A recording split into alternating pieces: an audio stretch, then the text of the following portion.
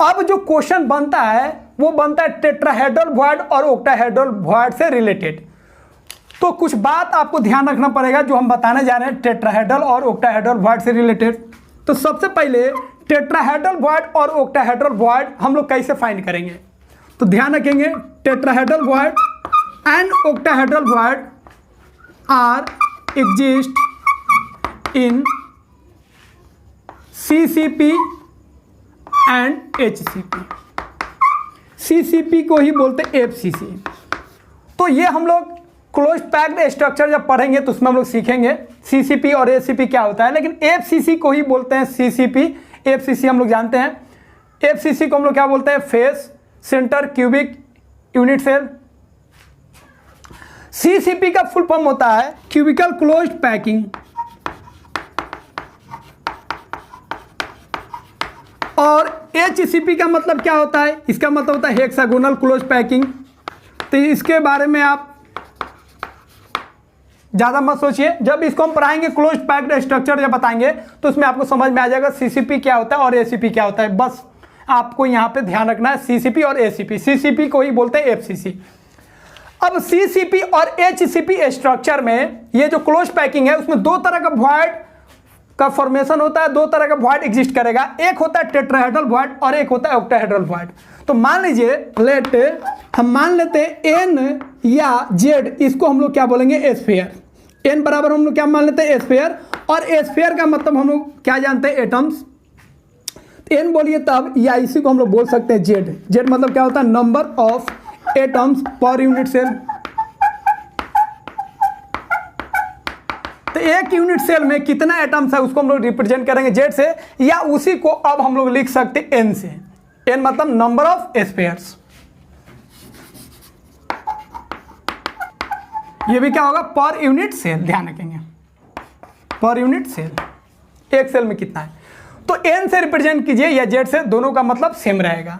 अब आपको ध्यान रखना है दोनों में, CCP में और HCP में, जो ऑक्टाहेड्रल वॉइड जो होगा वो नंबर ऑफ स्फीयर के क्या होगा, बराबर होगा। जितना स्फीयर होगा या जितना एटम्स होगा उसी के बराबर क्या होगा, ऑक्टाहेड्रल वॉइड। सेकेंड ध्यान रखेंगे टेट्राहेड्रल वॉइड जो होगा वो दुगुना होगा, जितना एटम्स होगा उसका दुगुना हो जाएगा। अगर एटम्स होगा Z तो कितना हो जाएगा, टेट्राहेड्रल वॉइड कितना हो जाएगा, 2Z। या N से अगर रिप्रेजेंट करेंगे तो कितना हो जाएगा, 2N। तो N के फॉर्म में N बोलेंगे, या इसी को आप लिख सकते हैं Z। N के फॉर्म में 2N हो जाएगा टेट्राहेड्रल वॉइड, या इसी को आप लिख सकते हैं 2Z। इसका हम लोग ध्यान रखेंगे। तो इस तरह हम लोग लिख सकते हैं CCP में Z का वैल्यू कितना होता है, 4 होता है, या N का वैल्यू कितना होता है, 4 होता है। नंबर ऑफ एटम्स बोलिए, नंबर ऑफ स्फीयर कितना होता है, 4। तो CCP में जो टेट्राहेड्रल वॉइड होगा वो कितना हो जाएगा, तो टेट्राहेड्रल वॉइड दुगुना होता है, तो 2 इंटू कितना हो जाएगा, 4, कितना हो जाएगा, 8। ऑक्टाहेड्रल वॉइड कितना होगा, तो वो उतना ही होता है जितना नंबर ऑफ एटम्स या नंबर ऑफ स्फीयर होता है। तो नंबर ऑफ स्फीयर या एटम्स कितना, 4, तो ऑक्टाहेड्रल वॉइड हो जाएगा 4। उसी तरह HCP में बात करेंगे तो टेट्राहेड्रल वॉइड कितना हो जाएगा, नंबर ऑफ एटम्स के दुगुना होता है। तो HCP में Z इक्वल टू 6 होता है, या N इक्वल टू कितना होगा, 6। तो HCP में नंबर ऑफ एटम्स या नंबर ऑफ स्फीयर कितना होगा, 6 होगा। तो इस तरह टेट्राहेड्रल वॉइड क्या होता है, 2 टाइम्स होता है, तो 2 इंटू 6 कितना हो जाएगा, 12। ऑक्टाहेड्रल वॉइड की बात करेंगे तो कितना हो जाएगा, octahedral void number of atoms के बराबर हो जाएगा, कितना हो जाएगा, 6। तो इस तरह क्लियर है, टेट्राहेड्रल वॉइड और ऑक्टाहेड्रल वॉइड एग्जिस्ट करेगा CCP में और HCP में। और टेट्राहेड्रल वॉइड का जो नंबर्स होगा वो नंबर ऑफ एटम्स के या नंबर ऑफ स्फीयर के दुगुना होगा, और ऑक्टाहेड्रल वॉइड का जो नंबर होगा वो नंबर ऑफ एटम्स या नंबर ऑफ स्फीयर के क्या होगा, बराबर होगा। तो इस चीज़ को आप ध्यान रखेंगे, ये फार्मूला की तरह आप ध्यान रखेंगे, बहुत ही इम्पोर्टेंट है और इस तरीके से आप डिफाइन कर सकते हैं। अब एक चीज़ और यहाँ पे फोकस कीजिए, अगर हम बोल रहे हैं CCP में कितना नंबर ऑफ वॉइड्स है, टोटल वॉइड्स कितना है, तो टोटल वॉइड्स हो जाएगा 12। टोटल वॉइड्स कितना हो जाएगा, 12। तो टोटल वॉइड्स पूछेगा तो दोनों को आप ऐड कर दीजिए। इसमें टोटल वॉइड्स कितना हो जाएगा, इसमें टोटल वॉइड्स हो जाएगा 6 और 12 18। तो ये भी क्वेश्चन पूछ सकता है। एक और क्वेश्चन बनता है CCP को हम लोग क्या बोलते हैं, FCC। सीसीपी या एफसीसी में बोलेगा जो टेट्राहेड्रल बॉन्ड पर एटम कितना है, 4 एटम्स में 8 टेट्राहेड्रल बॉन्ड, तो एक एटम में कितना हो जाएगा, 4 2 जा 8, तो 2 हो जाएगा।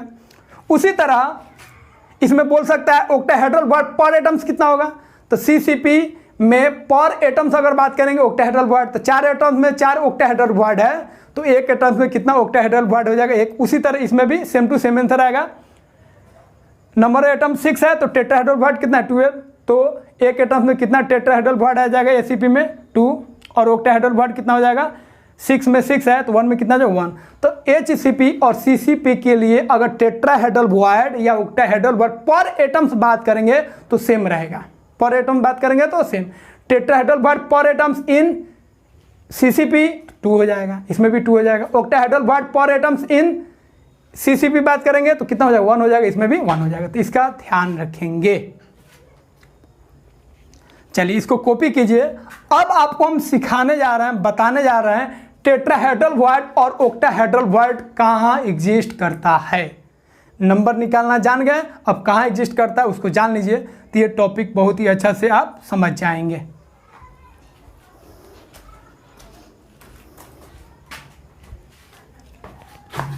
तो टेट्राहेड्रल बॉन्ड और ऑक्टाहेड्रल बॉन्ड यूनिट सेल में कैसे एग्जिस्ट करेगा, तो पहले आपको बता चुके हैं टेट्राहेड्रल और ऑक्टाहेड्रल बॉन्ड दोनों में एग्जिस्ट करेगा, सीसीपी में भी और एचसीपी में भी।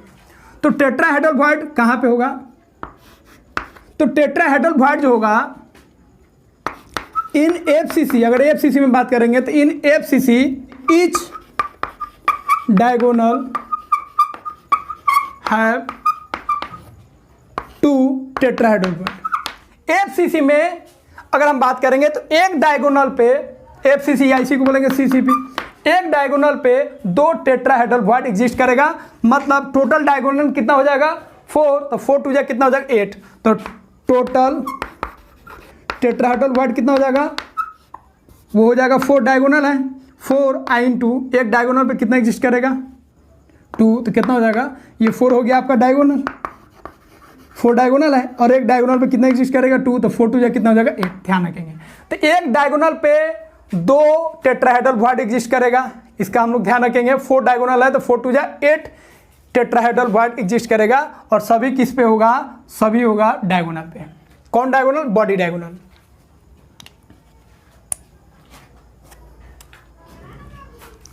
उसके बाद सेकेंड पॉइंट ध्यान रखना कैसे बनेगा, पहले भी बता चुके हैं। जब एक कॉर्नर पे एटम्स होगा और 3 फेस के सेंटर पे होगा, फेस के सेंटर पे, तो एक टेट्राहेड्रल बॉन्ड बनता है। एक कॉर्नर पे एटम्स होगा और 3 फेस के सेंटर पे होगा तो एक टेट्राहेड्रल बॉन्ड का फॉर्मेशन होता है। जैसे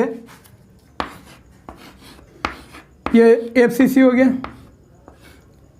मतलब सीसीपी, इससे एटम्स होगा, तो कॉर्नर वाला एटम्स ले लीजिए। हाँ, तो कैसे एग्जिस्ट करेगा वो देख लीजिए।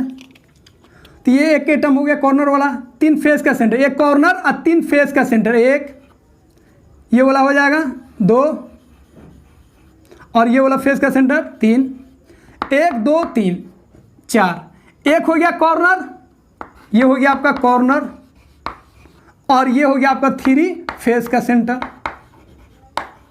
ये चारों के बीच में यहां पे एग्जिस्ट करेगा, कौन एग्जिस्ट करेगा, टेट्राहेड्रल बॉन्ड, और ये कहां पे होगा, डायगोनल पे होगा, यही होगा टीबी ऑन डायगोनल, डायगोनल पे होगा। अब इसी को थोड़ा ऐसे डायगोनल मिला देंगे तो फिर इधर से हो जाएगा, ये हो गया आपका कॉर्नर वाला एटम्स, ये हो गया आपका फेस का सेंटर, ये हो गया फेस का सेंटर 2, और ये वाला फेस का सेंटर कितना हो गया 3। अब ये कॉर्नर एटम्स और 3 फेस सेंटर के बीच में यहाँ पे एक वॉइड आएगा, इसी को हम लोग क्या बोलेंगे, टेट्राहेड्रल बॉन्ड। फिर उसी तरह तो ये एक डायगोनल पे एक इधर से और एक इधर से 2 एग्जिस्ट करेगा, तो एक डायगोनल लिए हैं तो 2 टेट्राहेड्रल बॉन्ड, 4 डायगोनल लेंगे बॉडी डायगोनल, तो 4 दूना 8, 8 हो जाएगा। तो एक कॉर्नर प्लस 3 फेस सेंटर किसका फॉर्मेशन करेगा, टेट्राहेड्रल बॉन्ड।